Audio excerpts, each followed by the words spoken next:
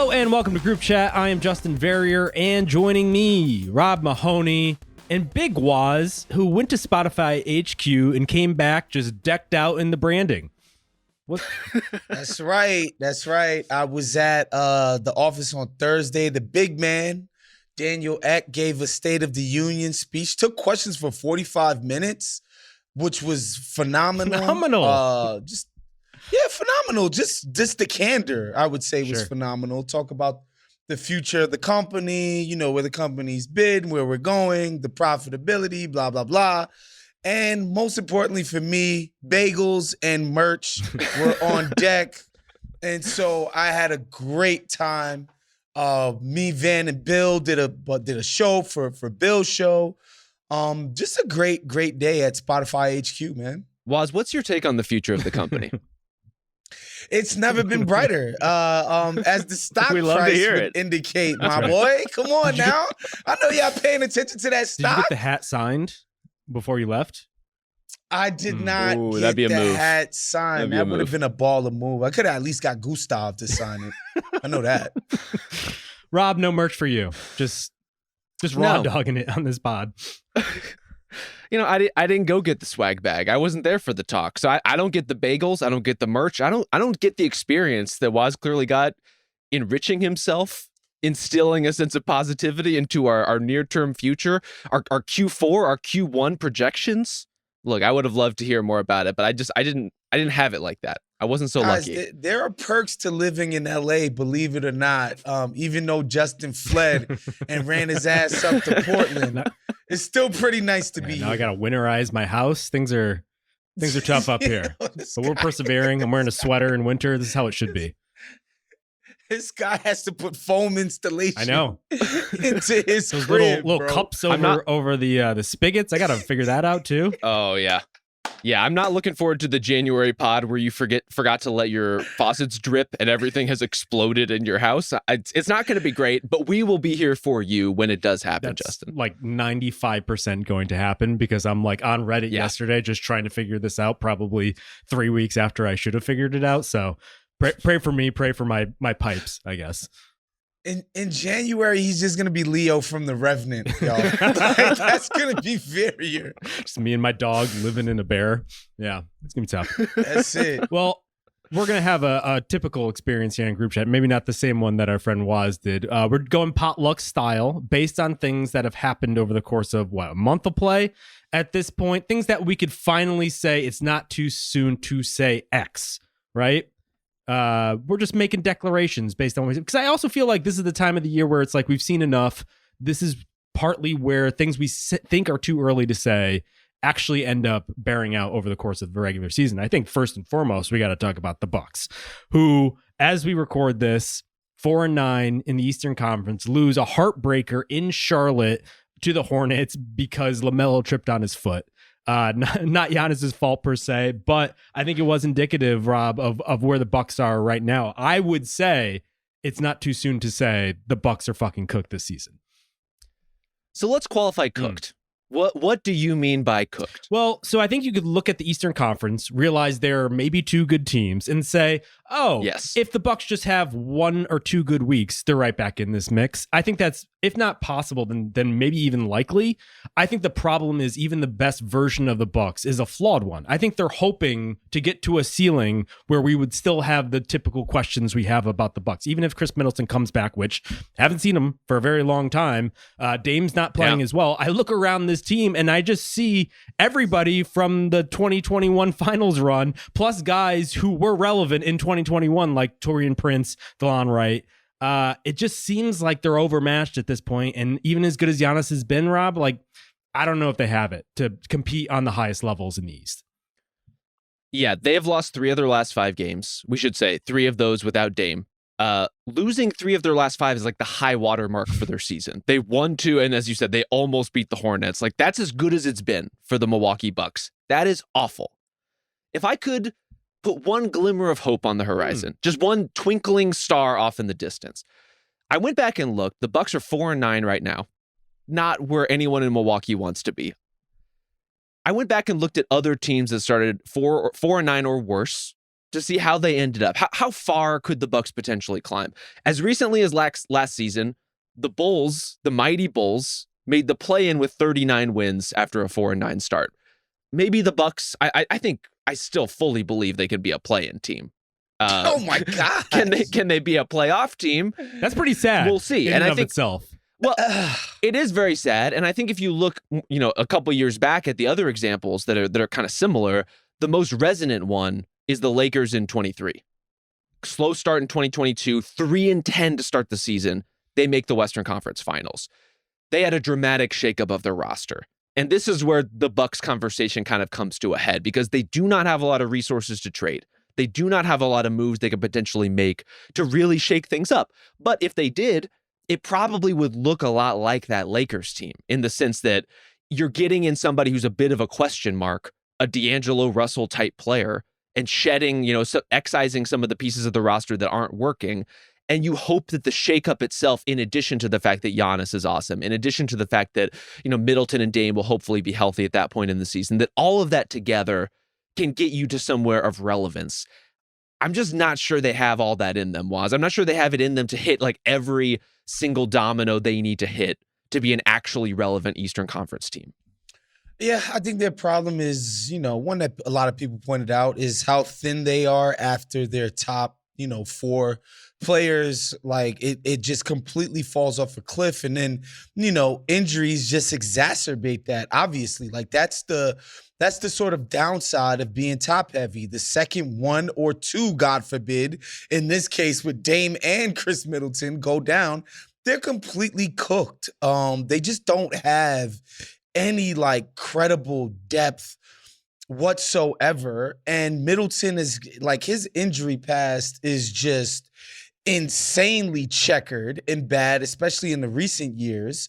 And, if Dame goes out with any, at any point in time and, Giannis is gone, like if he misses some games, as hard as he be going, like it completely falls apart. And just the idea that it's like, we've gone from, we think these guys, or I at least thought they were going to compete in the Eastern Conference, the upper echelons, to like, oh, maybe they'll get a playing spot. Like that's a complete and utter disaster. And you wonder what the move could even be. Like, all right, cool, fire Doc Rivers. All right, what's that really going to do? It has to be a personnel based move, right? Maybe they explore the market for Dame. Maybe they explore the market for Middleton. Or, God forbid, if you're a Milwaukee Bucks fan, they explore the market for Giannis and just completely say, we're punting completely on this idea of this team around this dude, despite the extension, and they completely blow it up. I think it's a little early to be trying to do that. But I just don't know where the solves come outside from like playing better. How about that adjustment? Play way better. And hopefully that happens when all of their guys come back. I'm not really entertaining the Giannis idea until he gives me a request in writing that he would like to be the last guy. Like sure. anything softer than that, like I'm just not doing it. Yeah, no. First of all, if I'm management, like I'm moving Giannis if I want to move on from Giannis. I'm not listening to Giannis talking about wanting to move on. Like you're claiming the agency for yourself. You want to decide. You want to grasp control of your own life, Waz. Yeah, bro. You got 5 years left on your deal. Sit tight, kid. You can't hold out for 5 years. Sorry.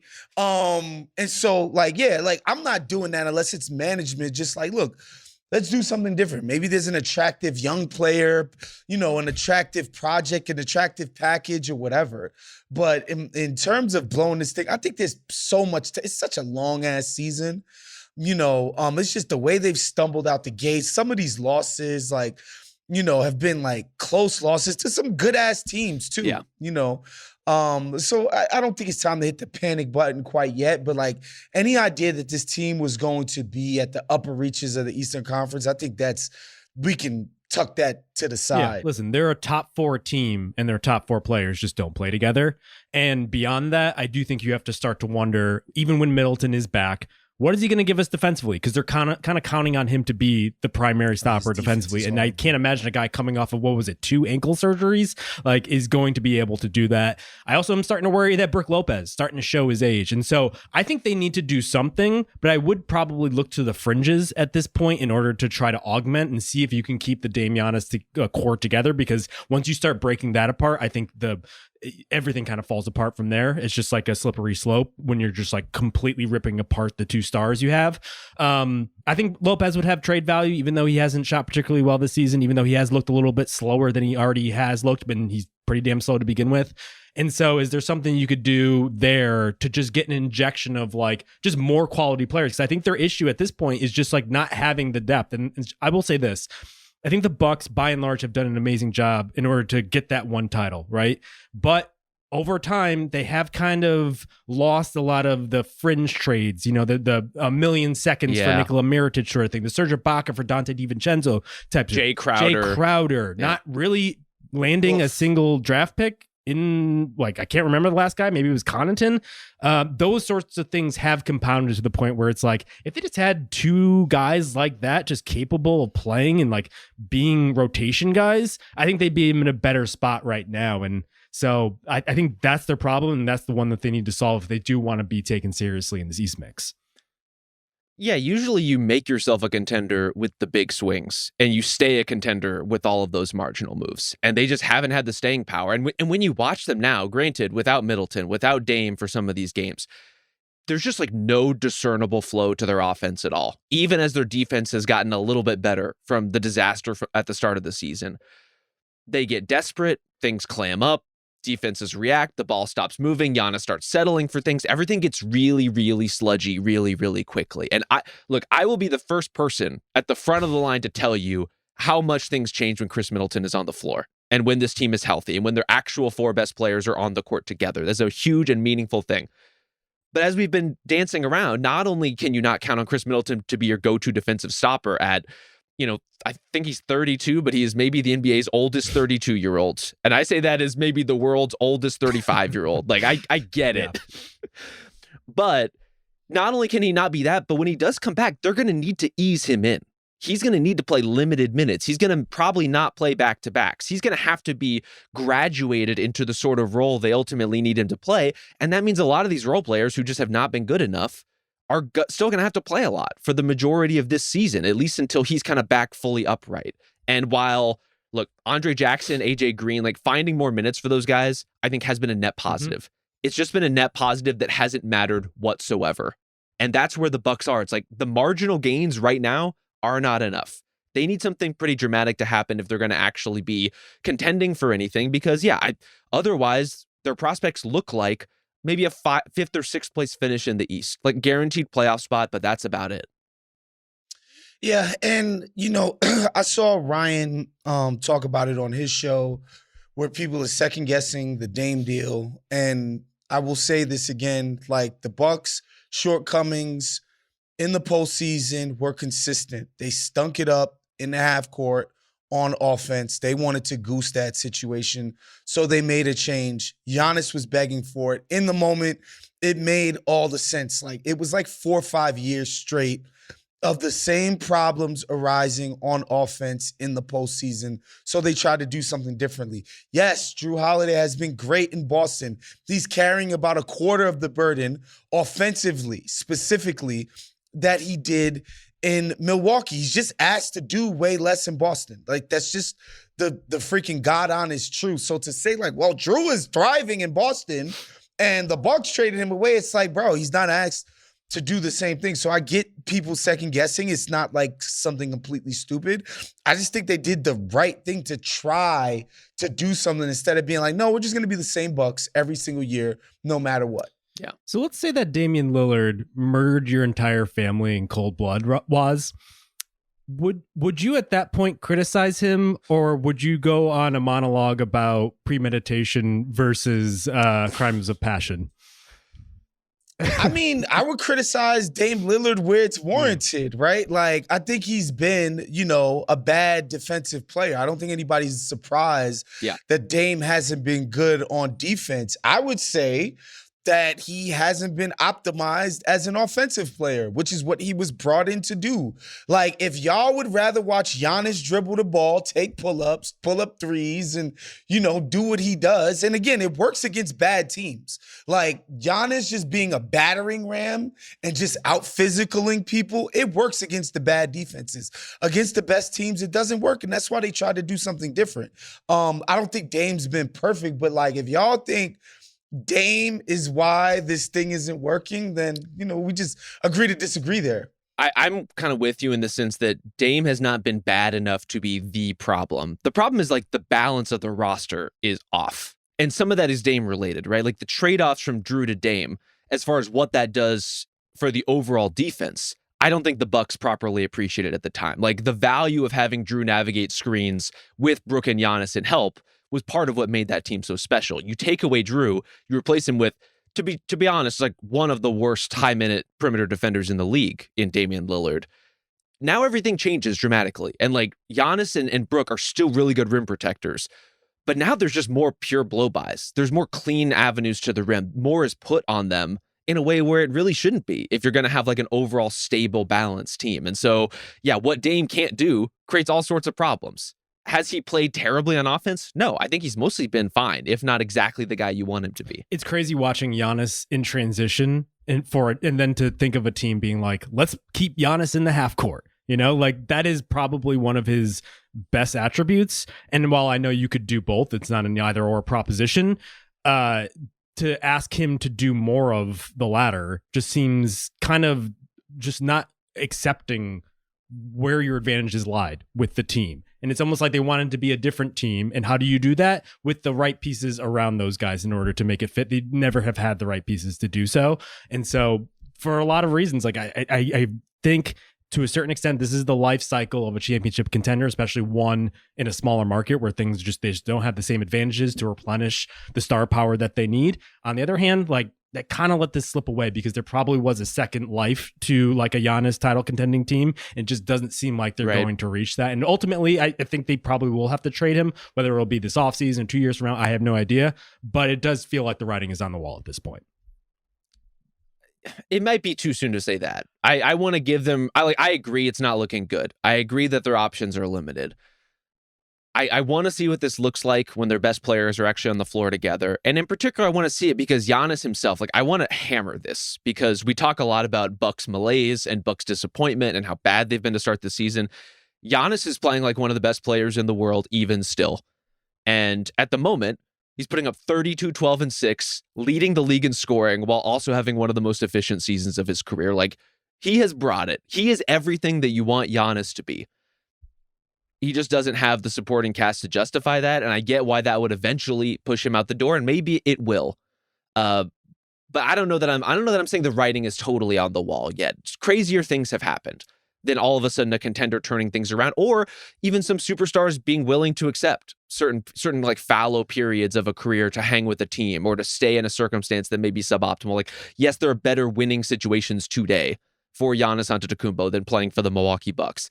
Is that going to push him out the door? I wouldn't blame him if it did, but I don't know that I'm rushing to that conclusion just yet. And I think people got to have a healthy appreciation for the fact that in 2024, individual brilliance just is not enough. I just read the thing that Zach Cram did for us about Jokic having the best 10-game stretch of his career. The Denver Nuggets went 7-3. 2 of those games was in overtime. Another one of those games, another 3 of them were like single possession wins, meaning they could have been 3-7 during the best 10-game stretch of one of the probably going down as the 15 greatest all-time NBA players of his career. So think about that. Like, the best stretch of one of the best players' careers could have easily ended in a 3-7 stretch. Like, being individually great is just not enough in today's NBA. Like, there was a time where that could matter. When the guys were playing against plumbers and mechanics, right? Like, that could possibly matter. But in 2024, you have to have more collectively. to actually win on a consistent basis. Just imagine if Giannis had Tari Eason and Amen Thompson around him. Whew. Oh my They God. take 2 threes a game, but would anybody score a single point? God damn. I'm No. literally sweating as you say this. Just like Sounds like the Rockets Can't are handle it. We'll see. Ultimately, I do think they have a big trade in them, and I think this season has proven on both sides of the thing that like both teams probably need what the other one has. But like, something that I'll be dreaming about as I go to bed at night these days in a bear apparently.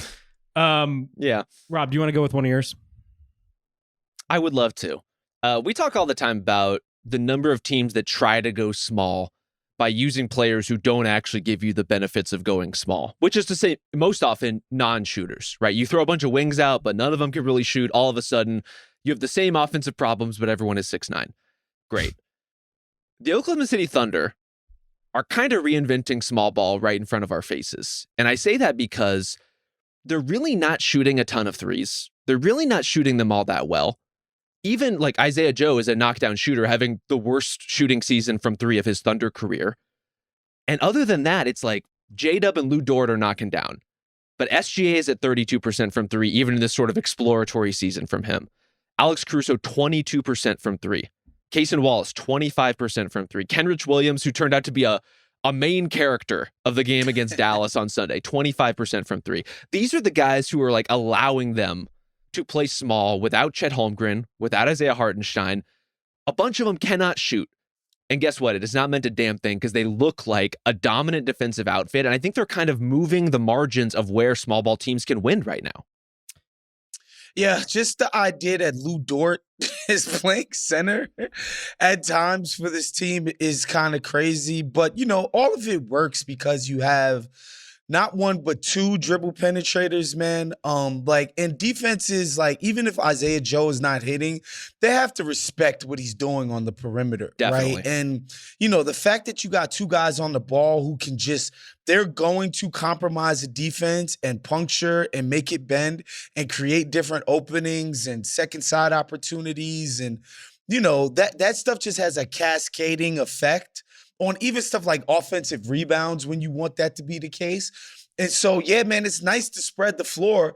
But, for that to really, truly matter, people have to be able to get to the basket. And I don't think anybody's doing that better than Shai Gilgeous-Alexander at the moment, man. And that's why that thing is able to work. And I like the creativity of Dagnall to like try this stuff. Yeah. It's one thing to have a young team and feel like you're always discovering things. But, a lot of times that's just in individual roles, right? Like, or, we're going to try Dort at the 4. We're going to try this, but like to be just playing just in a way more experimental way. I think it takes some stones for a coach coming into a season where there's legitimate expectations. Like people think they're going to the finals this year. And Dagnall not being, scared to try different stuff. I think that's admirable, man. Yeah, I think the advantage of having depth is you have a lot of guys who can masquerade as small ball centers within that. And they don't have a center currently playing right now, let's be clear. But a lot of their 6'7" and smaller guys are thicker. And so they do have like the Chuck Hayes types. I'm thinking of Dylan Jones specifically, where he's basically like a 6'5" small forward, but he's built like a big old center. And so they do have the stoutness in order to provide something. You saw in the Dallas game, they got crushed on the boards. And I think that like a team with a strength at center like Dallas is going to beat them.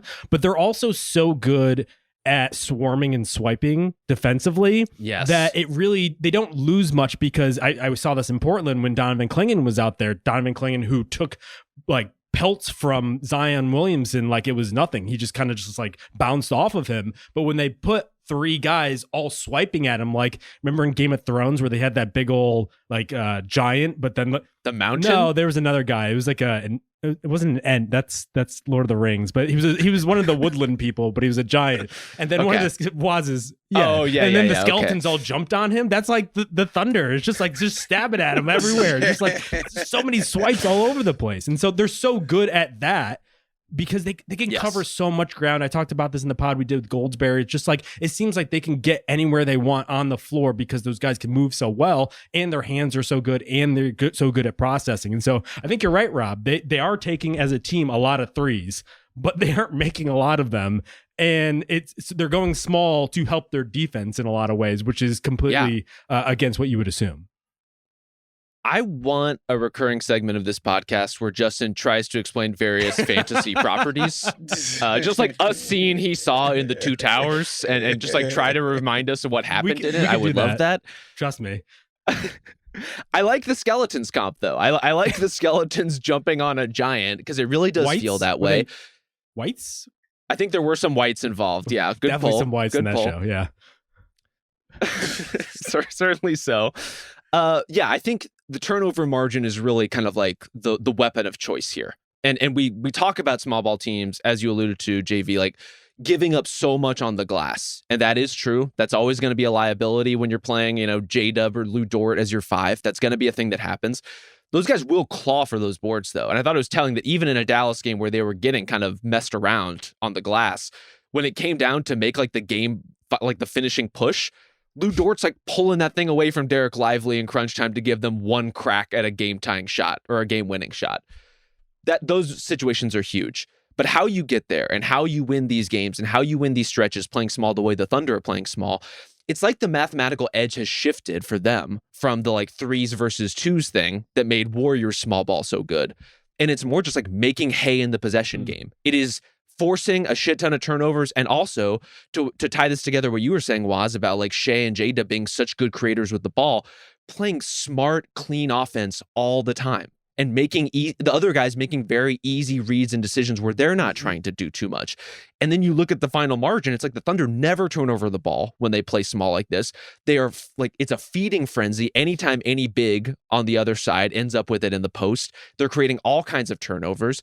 Like, I'm just amazed at how much they've been able to gain defensively playing this way. And clearly, yes, if you have Chet Holmgren healthy, you play Chet Holmgren. If you have Isaiah Hartenstein, you play him. But this is a look they need to keep in their back pocket because it is ferocious and it's hard to play against. And as far as like changes of pace go, putting Alex Caruso on a 5 and getting away with it is a hell of a change of pace. Yeah, and I think it speaks to just being connected on the defense, man. We talk about this all the time. Like, when the teams are just like, guys are playing individually where it's like, all right, I have this assignment and it's just based on, all right, I'm stopping the ball and I don't do anything else and I'm not reactive to what my other 5 guys are doing. And we're just like 5 individuals on 5 different islands. That's not how functional defenses work, and definitely not how the very best defenses work. And just the idea that these guys can shapeshift that way and they know what matchups to attack defensively, right? Where like a Klingon, he's bigger than us, but that man should not be putting the ball on the floor against us. There's no way he can make the reads fast enough. There's no way he's like, strong enough with the ball to be confident in every single, spot that he might be on the floor, like his spatial recognition. There's no way he's good at all of that shit already as a rookie. And we know we can attack him, right? Like that stuff, man, that's like legitimately coaching. They're getting coached up. Like these aren't things that you just do instinctively. And so shouts to their whole project over there, man. Like they are hyper competent, super talented, and they got the young guys who can do this on a motor basis where like these guys don't get as tired as these some more veteran-laden teams tend to. They're one of these teams that actually does have like a developmental program. It is not just like guys happen to get better when they play for the Thunder. It's real, it's concentrated, it's a focus of that entire organization. We came into the season looking at J-Dub in particular as like a potential most improved candidate. I think he's still in the mix for that. With the way he's playing and the way he's guarding 5s, I wouldn't be surprised if we're talking about him for an all-defense spot by the end of this year. Like he's already a very good perimeter defender. And this is a crazy thing to say on a team that has Lou Dort and has Alex Caruso, has Chet Holmgren. Like these are great defenders. But in the end, maybe it's going to be J-Dub when we zoom out on this Thunder season and see who was kind of holding this thing together until everyone got healthy. it may be a Jalen Williams kind of season. So the one non-center who makes first team all defense will actually be a center.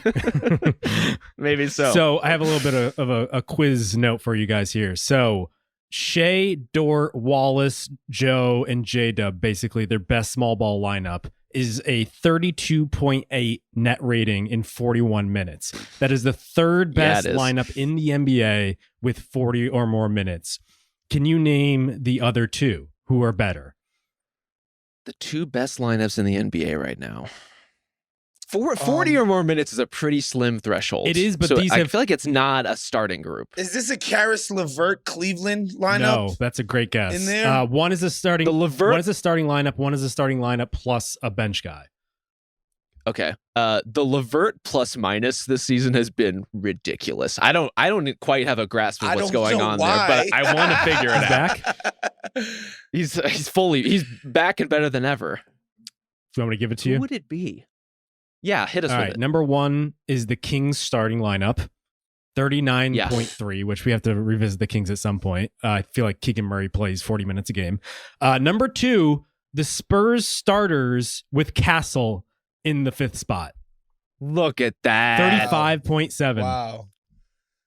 Group chats own Stephon Castle. That's right. He's pretty good. Yeah, Rob has been on a evangelical Stephon Castle mission, and yeah, man, that the other night against the Lakers, like he just was looking like straight up like I'm just as good as all of you dudes right now. Abusing Austin Reeves at points. Where I was just like, whoa, that's not nice. That's crazy though. Yeah. He got the LeBron love, so I think that dude is legit. Waz, you want to go with one of yours? Yeah, man. Occasionally, the NBA can sometimes feel like semi-predictable. Like we know who the superstars are. We mainly know who the really good teams are going to be every year. We kind of know which young guys are like, all right, moving in the right direction. But every now and again, you get legitimately surprised.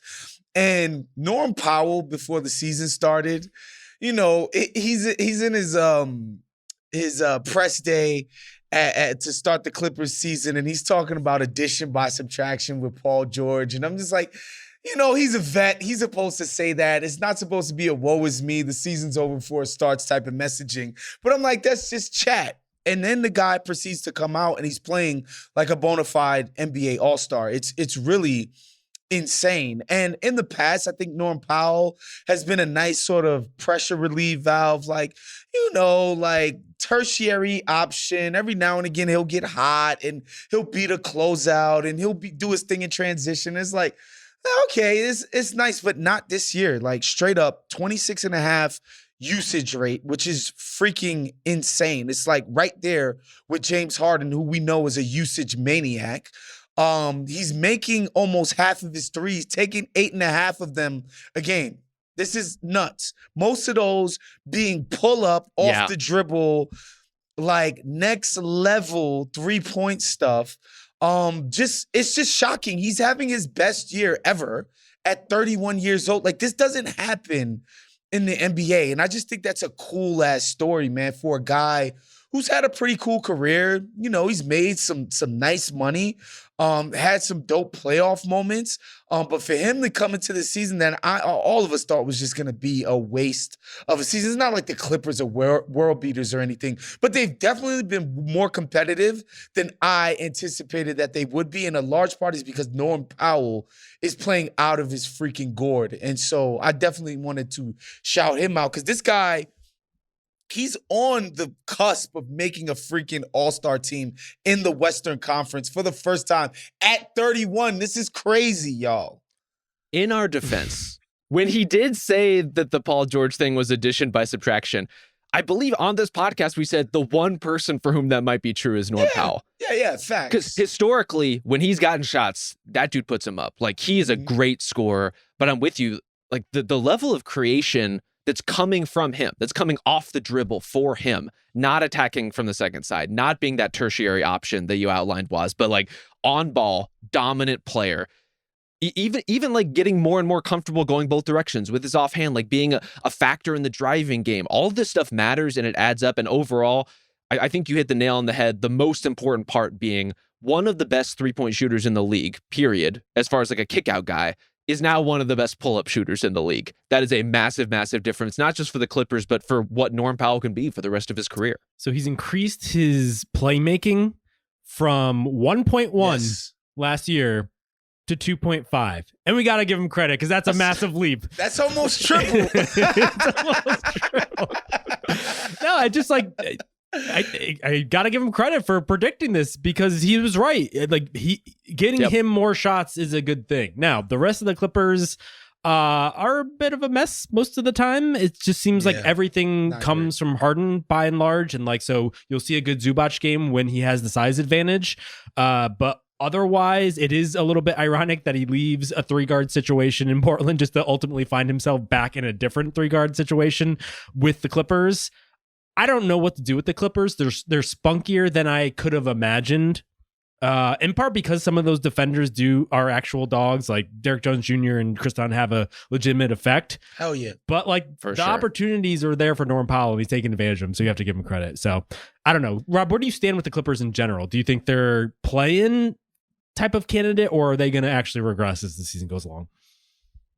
I think they'll be on the cusp, which for them and for what they have on their roster, I think is an incredible achievement. Will they make the play-in cut? I kind of think not, as some of these other teams get their seasons together. For one, as the Pelicans get healthy, like it's very tempting right now to just punt the Pelicans into the sun because they've looked really, really bad in a lot of their games. They have nobody healthy, like just nobody on their roster, really, aside from like Brandon Ingram is healthy right now. So eventually they will get a fuller complement of their players. You would think over time, I kind of see the Spurs as a team that's going to get a little better as the season goes and not a team that's going to regress. And so it's like if those teams are in the mix and, you know, the Minnesotas and the Dallases, these teams we expect to be kind of powerhouses in the West, iron out some of the kinks in their seasons. And look, we might have to revisit the Wolves. We're certainly going to need to talk about the Mavs and their struggles in greater length at some point.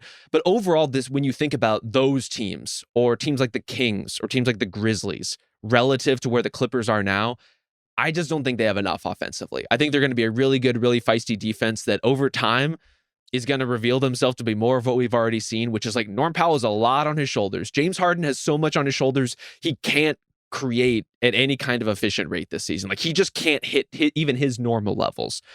It's too much, I think, to compete. Now, if they were an Eastern Conference team, you know, if these were the Charlotte Clippers, they'd be sailing right now in the Eastern Conference. Insane. It is wild, the disparity. That's crazy. But since we're talking around the Pelicans, I'll do one of mine and Waz's. We both were collabing on this one. So it's JV and then that what is it? The multiplication thing, Waz? Yes. The multiplication, an X. It's what are like you talking about? It's JV times Waz. This isn't JV featuring Waz or Waz featuring JV, though. It's X. Yes. Okay. Not a good time for X otherwise, but on this podcast, X is where it's at. Mine is that the Hawks won the DeJounte Murray trade already because Dyson Daniels is goddamn legit. Like, I imagine the Pelicans are probably kicking themselves.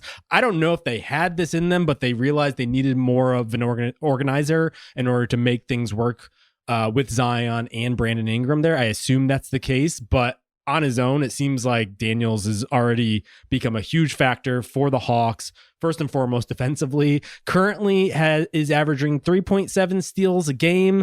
That is tied for the most ever in history with Alvin Robertson in 1985-86. He's a goddamn menace on that end. The deflection numbers equally as good. And I have to say, Quinn Snyder was in town here yesterday in Portland. He was talking about him. Seems like he loves him, like in a way that like, how could you not? I know, but like, watch him play. You can just tell the difference when a coach talks about a player, whether or not they're just like being nice about it versus like someone that just like speaks to their soul. And Waz, it seems like Dyson Daniels is very much a Snyder player. And so he's not really shooting particularly well at this point, but you could definitely tell he has confidence in him being a factor on that end as well going forward. Yeah, I mean, he had a stretch where he had 23 steals in 4 games. I think it was 25. That's It's nuts. Insane.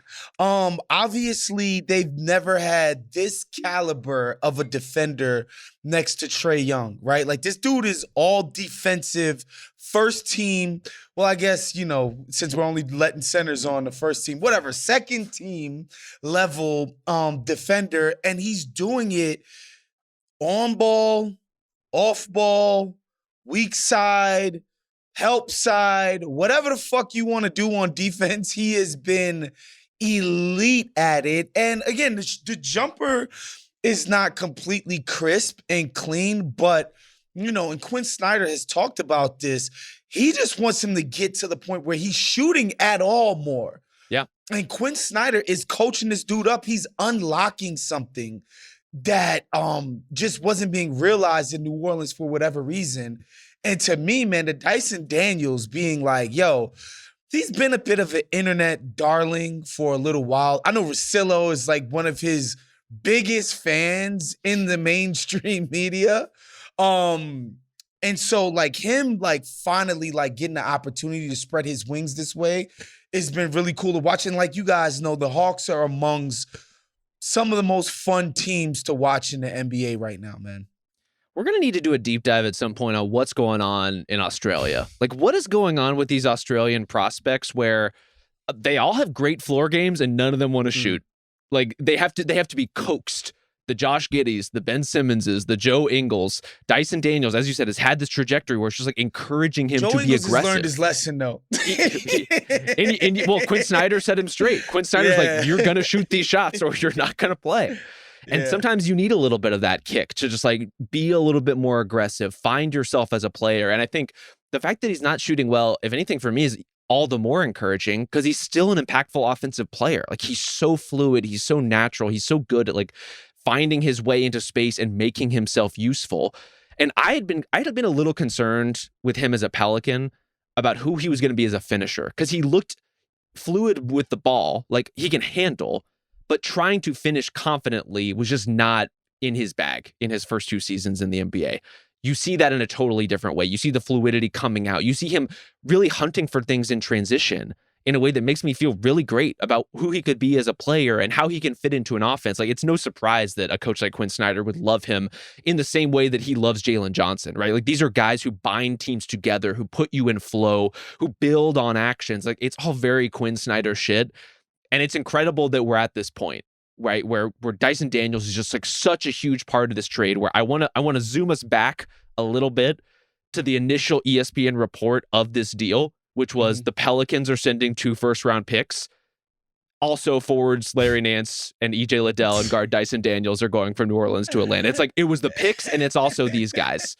Well, this feels like a Dyson Daniels trade to me right now. Honestly, it's good that the Pelicans didn't trade their own first-round pick. They traded the Lakers pick next year as opposed to their own because they're going to need that. It's going to be looking pretty plumb and might, no offense to Dyson Daniels, end up being better than whatever Dyson Daniels gets them. But I think you hit it. I think Daniels is still developing offensively. He shot pretty well to start the season. It's kind of come back down to earth. And now you're getting to, I think, what the real version of him is. He shot it a couple times in the game against Portland the other night. It's still a little shaky, but I think he is more confident in taking it. And obviously having Quinn behind him saying, keep taking them, I think is going to mean a lot. I also think he fits well with the other guys around there because they have a lot of guys who can shoot and do a lot of things offensively, so that if he is just more of a shooter as opposed to, in the past, I thought he might be more of a point guard. Like, I think he fits a little bit better with that starting lineup because Jalen Johnson has pop. I think Risha Shea is going to be a good shooter. Obviously, Trade's going to have the ball a lot and he can make magic happen with just playmaking and whatnot. So, like, he fits there. And I think he's been so good defensively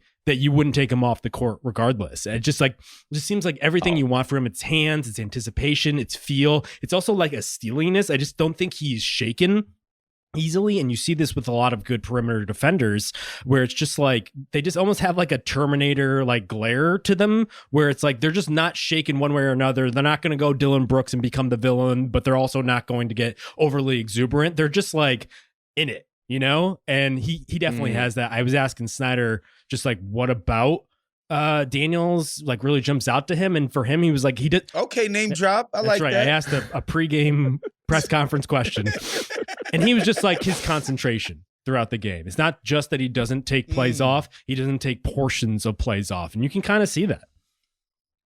Definitely yeah, so. and I think another thing that this highlights for me is the importance of context, right? Pretty much, I would say like 90% of the NBA is context driven, in terms of players, how they develop, whether they become the guys that we think that they can become, in terms of their potential. Like, yes, LeBron James, KD, no matter where you put those guys, they were going to become Hall of Famers. No matter the coaching, no matter the teammates, no matter the situation, they were going to become the guys they become. But the vast majority of guys, man, they need a good situation. They need for their gifts to be optimized where they're at.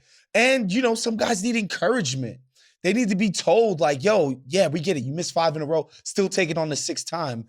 And Dyson Daniels. And again, like, it's not like they were complete idiots in New Orleans for playing Herb Jones and Trey Murphy and Zion Williamson, all forwards ahead of this kid. They weren't idiots for doing that. But, you know, he moves into a brand new situation, new coaching. You know, it's just a fresh take on what this guy's gifts can produce for a team. And so, like, that's a cool little reminder, man. Like, the context is very important for all of these guys. I think it's the context. I do think it's the coaching and a better fit and a team that prioritizes what he does well. There was still a version of Dyson Daniels and a version of the Pelicans, most importantly, where he would have been a crucial player there and a really critical piece of what they were building. Like, he could have played off of stars and inflow in the same way that he's doing in Atlanta, in New Orleans eventually. Some of it is this guy's 21 years old and he's in his 3rd season in the league and he's finding himself and his pop in the way that young players often do. I want to push back a little bit on the framing, Justin, just in terms of DeJounte Murray is like not even played this season. Yeah. And so the idea of like, it's very easy to run up the score on a trade when one guy just hasn't played. And I'm not saying he's going to be gangbusters when he does. I'm not saying the Pelicans are going to be magically fixed of all of that ails them. You think he solves what's ailing them right now? I do not, but specifically DeJounte Murray. I think he's better than a lot of the guys they've been forced to play of late. And I don't want to just like gloss over that. You love the Pelicans.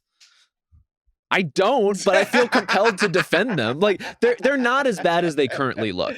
Yeah. But they look horrible. They look horrible. Yeah. I think also Daniels being on a rookie scale contract means a lot versus Murray, who's already on an adult ass contract. Good contract, I would say, because I think it actually descends and isn't as much as it could be. But like, I don't know. I just think having a young guy who can grow alongside your young core just means more than having a veteran who is making adult money. Like, for sure. Yeah. But I hear what you're saying. I agree with everything you're saying. Also, the starting lineup for the Pelicans the other night against the Lakers was Javonte Green, Brandon Boston Jr., Yves Missy, Brandon Ingram, and Jeremiah Robinson Earl. Those are the best players they can roll out, with all due respect to Trey Jemison, the hookshot god. Like, they're doing what they can, but it's not a roster. It's not. I will say it's probably easier to fit a non-shooter next to abundance of shooting with the Hawks as opposed to like Zion, who, as we've talked about time and time again, like needs probably a center next to him who likely isn't going to shoot. And so if you're going to keep a wing, you're probably going to lean Trey Murphy and Herb Jones, both of whom have proven to do so. So I get what you're saying. But speaking of bigs who can't shoot, Rob, do you want to go with one of yours? I would love to. Look, this has been kind of floating around since really the start of the season. And I was waiting to see if it would kind of sort itself out. Maybe something would resolve within the rotation of this team, but I'm going to come out and say it.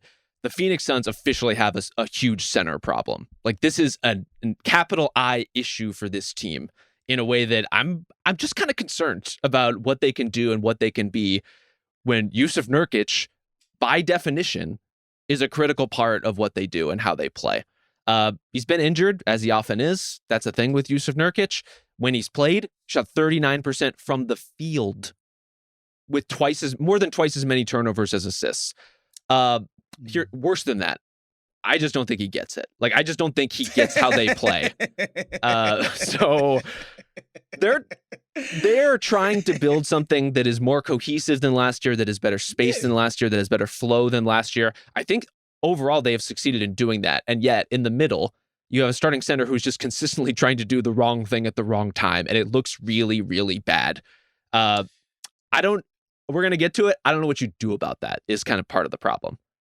we talked about this in the pre-show about the boomers being right about the big man. There was a point, man, where it was like right after Roy Hibbert became irrelevant, like sort of as a center in the NBA. And there were all these ideas about like, should we just take center off of all NBA and all-star as a position? Like these guys It wasn't don't an idea. matter. It happened. That is a thing that happened. Yeah, these guys don't matter. They're superfluous. They grow on trees. Like, who cares about bigs? We're pacing space now. These guys can't even keep up. We had completely written this position off, for dead. And now, teams with credible championship contention aspirations, we're saying like, yo, your center position is the death knell. We're looking at the New York Knicks and I'm like, hey, Karl Towns, man, has kind of delivered the fucking goods since getting there. But like, we don't think he can play center full time. And that's a problem. Like, the center position is so important, man, in today's NBA, which is just so crazy that we've come full circle on, these guys don't matter at all, to like, if you don't have a good one, you're in serious deep trouble in terms of serious playoff potential. Center ain't centering, No, tough. Very much You know not. what I think about when I watch the Suns is how much DeAndre Ayton would have fucking loved this shit, because they're basically asking him to float and shoot threes and be a little bit more of a stretch. Like, if the Suns could just walk back that trade, is it like 100 times out of 100 they would do so? Because not only that, but to have Kamara as a wing option is just like, those guys would fit perfectly for what they need. You mean DeAndre Ayton, who's currently the third best center on his own team? Well, hold on. That DeAndre He has Ayton. a finger contusion, okay? And that's why he can't play. It's a deep contusion.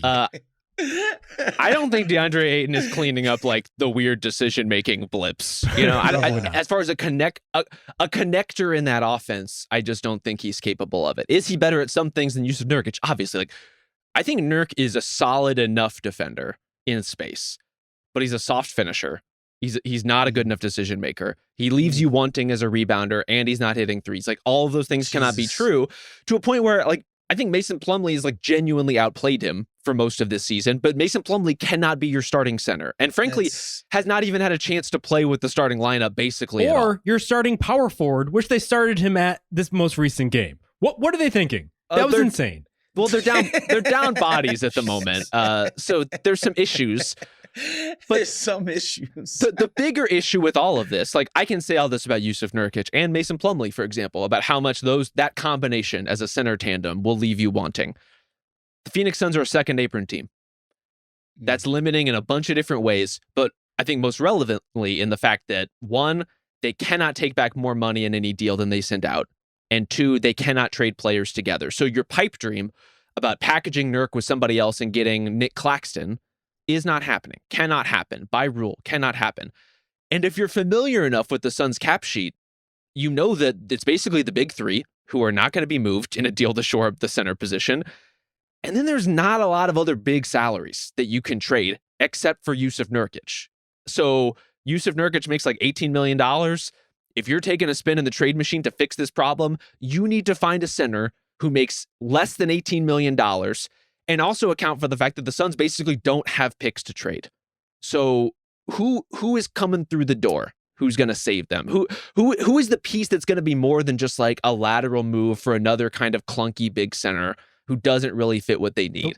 I don't know. One option I think you could throw out there is you take a spin on the Rob Williams Expressway, because he has played really well in like the couple games that he's been back thus far. The problem there is just like you're putting all your hopes on a guy who has not been healthy for 2 seasons at this point. He would be great there if he could stay healthy. But I think the problem is, what are you going to attach on top of the salary in order to match it? And that's where it's like, if Ryan Dunn looked awesome right now, I think you could intrigue a team like the Blazers or someone else that like, oh, maybe this is another 3-and-D sort of guy. Unfortunately, his shot has just fallen off a cliff. It's 7 for 30 over the past 8 games. That's all of November at this point. He just can't hit anything.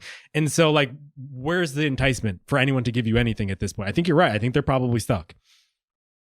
Yeah, I think in a best case scenario, you could make a sweet offer to the Hawks for like Onyeka Okongwu or something like that, right? Even in a world where the salary math was a little bit more in your favor, you could call the Raptors about Jakob Poeltl, who's been balling out of his mind all of a sudden. Like those are the kinds of moves you would like for them to be able to entertain, but they don't have enough to intrigue the Hawks. They literally can't trade for Jakob Poeltl. Like they're so boxed in that I don't know how they get themselves out of this fundamental problem other than just basically shooting their way out of it. Would Neemias Queta be their best center? I'm sad by the pause that I have to give this question. Like, that's insane. I really have to think about it because, like, look, at least he can switch. Like, he can move his feet. He can hang pretty well. Target. I think he, big target, like, probably would finish a little better than Nurk does. Like, I kind of think the answer might be yes. Lord and so mercy. We may reach a point in the season where even though the options aren't great, you just have to roll the dice and see, like, is Jonas Valanciunas a better fit for us than how poorly Nurk has played to that point in the season? It may come down to something like that. Yeah, this might be the worst center rotation in basketball right now because you're thinking like emergency minutes and it's bull and just I don't know. I just don't think that's going to work right now. So yeah, they're 1-4 since KD has gone down. I will say that those games have been by and large pretty tough. It's Sacramento twice, Oklahoma City and Minnesota that they just lost at the buzzer to Randall. But it hasn't looked good. And frankly, KD's just the one guy that they can't lose because of what you're mentioning. On top of him being KD and being incredible, there's just not a lot of depth in that front court. This is the problem of having 9 shooting guards on your roster, is that you do need to mix and match a little bit. Well, he's the part we have to talk about because he's their best center. That's where they are right now. Woz, you want to go with one of yours? Man, I feel like LaMelo Ball is on the verge of like legitimate superstar status. Like he's taking ownership of the offense, obviously. That was going to be his role. They paid the hell out of the guy. He's their lead ball handler. Like their offense is gonna go as far as he takes it. But I think realistically, man, when he got drafted, I think people were concerned that he wouldn't be able to make NBA threes. And the fact that it's not even just like, yeah, I got that, and I'm gonna lead the league in 3-point attempts while doing so. And obviously, he's always had the transition game. He's always had the beautiful, wonderful feel and court vision. But I think him taking on an increased role as a scorer, as their primary scorer, has been, pretty impressive. Again, Charlotte, not exactly a world-beating outfit, but I think it was time for this guy to take a step to becoming, the most prominent person on the team. And he's done that. Like the efficiency stats aren't great, but I do think it's just an important step for this kid to becoming the player who I think Charlotte's management thinks that he is, that he just literally owns the entire offense. And I think it's been the pretty damn good results considering, the roster construction, and it's not as if he's surrounded by Hall of Famers here. You know what I mean? And so I've been quite impressed with what he's done to start the year, man. I think a lot of it for me is like the north-south driving. Like yes. He's always been able to dance with the ball. He's always been able to pull up from crazy distances. Yeah, like the little one-footed threes he's tossing up are incredible. He's actually getting to the basket. He's actually putting his head down and driving through people and into people and past people. And if you've been charting the LaMelo Ball project, that has not always been the case. And I think there's probably a bunch of reasons for that, right? Like if you have shaky ankles to begin with, driving into traffic is probably not the most comfortable thing for you. But he has found a way to be an impact shooter, an impact creator, an impact driver. He's always been, I think, underrated as a rebounder because he is such a big guard. He's 6'8", man. So he's building this sort of all-around game that you're right, Woz. Like it lends itself to something beyond just regular make the bottom of the all-star team kind of stardom. Like he's more than just like injury replacement fodder at this point. He's putting himself in a different level of consideration where he is leading something in a different way, Justin. Listen, I watch a lot of Scoot Henderson up here in Portland, just praying to see the glimmer of like stardom. And LaMelo has superstar shit by the barrelful. Like, it's, if anything, he has so much of that. He needs to, if anything, just like harness it in the right ways. He needs to take the amazing stuff and just do the little things well, including giving a totally normal post-game press conference, that was a total shit show. That'll come, hopefully. But it just seems like he does all of the magic you're hoping for a highly drafted player.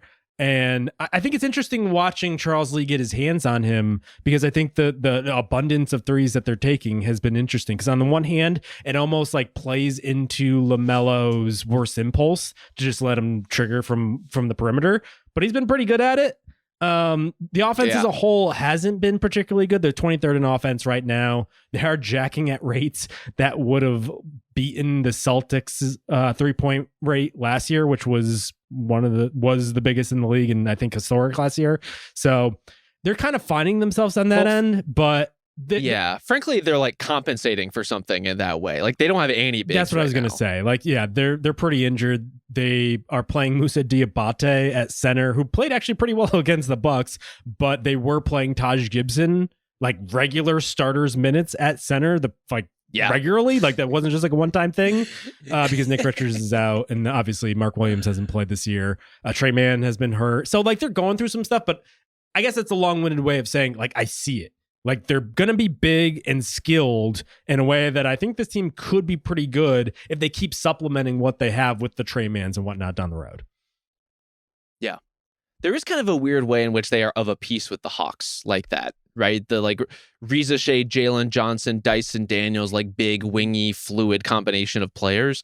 There's an outline of that in Charlotte too. And some of it's like a little bit more perspective. Like, we're just still waiting for some of their young guys to pop. We're still waiting for, like, I don't know what Miles Bridges is to the future of this team. Who's to say? But LaMelo is kind of the piece of that makes sense. And I think on his good days, like, even Josh Green is a piece of that makes sense, right? He kind of fits this model of how they're trying to play.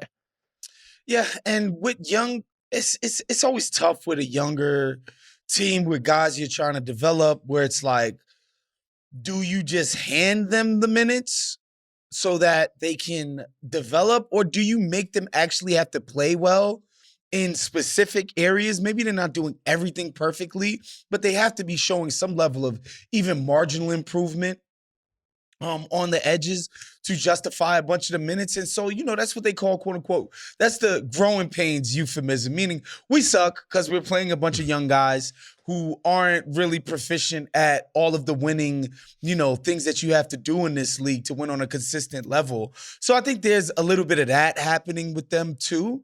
But still, man, like, if you go out and you hand LaMelo that max contract, where he's averages like 35 games or whatever, 40 games played a year in his entire career. Like, it was important for him to come out this year and look the way that he's looking right now. All right, since we're talking about exciting young players, I think we need to get to our next one on the list, who I bring to the table. And we're going to do this from the representation of our friends at State Farm. You guys ready? Because now it's time for today's hard to handle segment presented by State Farm. Life's big moments, like buying a house, can trigger big reactions like, I can't handle this, dang, or, oh, come on. But what you should say is, like a good neighbor, State Farm is there. So let's talk about this week's biggest hard to handle moments, aka some encore occurrences that stirred up some strong reactions. And I'm going to get some strong reactions to this one because, my friends, Jared McCain is brat. What does that mean? I don't know. In fact, I typed it out and then I had to Google it. Can you tell us what it means? Like, what your best understanding of based brat? On my Google, it means that he's unapologetically himself. Okay. Oh, Lord have mercy. Is that the case? Do you guys? I think that's. Can you back me up or? No, I can't. This is the first time I've ever heard the definition. I've purposely avoided it. You've avoided it. As a grumpy, older millennial, I've avoided the entire brat thing all summer and fall, so I didn't know what it meant. But like being quote unquote unapologetically yourself, congratulations, kid. I think that's pretty accurate. I'm wondering from a rights perspective, given that this is a sponsored segment, like, can we run Girl So Confusing remix under this? Do we have the rights and the ability to do that? Or do we have to keep it completely separated from the Brat? Is that Charlie XCX banger? Well, I mean, true to our collaborations earlier in this pod featuring Lord. Very important text. There you So go. I think McCain just probably exemplifies what I assume is Gen Z, or what's after Gen Z? Is it Gen Alpha? Yeah. Alpha. He might Yeah, even be an yeah. alpha. Who knows? I can't keep track of these things. But, the nail painting, also the TikToks, which I have to say, I'm not really offended by the TikToks per se, even though I'm not a TikTok guy. But just his TikToks just seem boring. I think I would like to see a little bit more choreography, a little more put into that. But I will say the choreography on the court, pretty damn good, because over his past 5, 26.2 points per game, shooting 48, 44, 100 in his splits. Starting to see was some comparisons to one Steph Curry.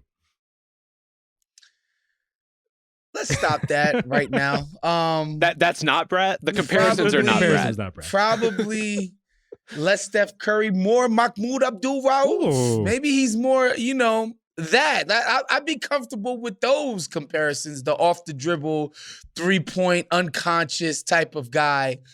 Being compared to the single greatest shooter of any kind in the history of mankind, 15 games into your career, we could probably chill on that for a little bit anyway. I like the Abdul. I like the comp, to be honest with you, like stepping out of the Steph space into Abdul-Rauf, because I was worried Jared McCain was going to be like many of these Gen Z and Gen Alpha shooters who are coming into the league, Justin, where if the three isn't there for them, all they do is sidestep and take another three. All they do is step back and take a harder three. He's got the off the dribble juice where he can and wants to make things happen. And he wants to pull the trigger very quickly. And if he has any space to do it, that shot's going up. But really, he has a lot. He has a lot in his bag. And in a way that right now, look, Tyrese Maxey is out for the Sixers. He might be Philadelphia's best on-ball creator at this particular moment in time. That is not his eventual fate. That is not the fortune that the Sixers would require of him. But he's going to fit into this team in a way that lets him do some of that, but also be a knockdown shooter that's going to play even better off Joel Embiid when Joel isn't like a fraction of his usual self. I am empowered and I am encouraged by what the finished version of the Sixers can be with a scaled down Jared McCain, who's still very good, in addition to everything else that they have cooking over there. I wrote down boundless energy, because when you're watching him, he's just always doing stuff. And I think if people are making the Steph comp, that's probably why. It just feels like even when the shot is up, he's going there trying to track down the rebounds. Obviously, the running down the rebound and then relocating off the pass and getting a three was what led to a lot of people making, I think, tongue-in-cheek comps to Steph. But if he could be Seth, I think that like prime Seth Curry, I think that's actually a pretty good player. And frankly, I think there's a little bit more to him. I think like he has more flow to his game than Seth ever had, Seth ever had, because like I think Seth was more of a play off of guys rather than just like kind of move, like run and shoot sort of guy.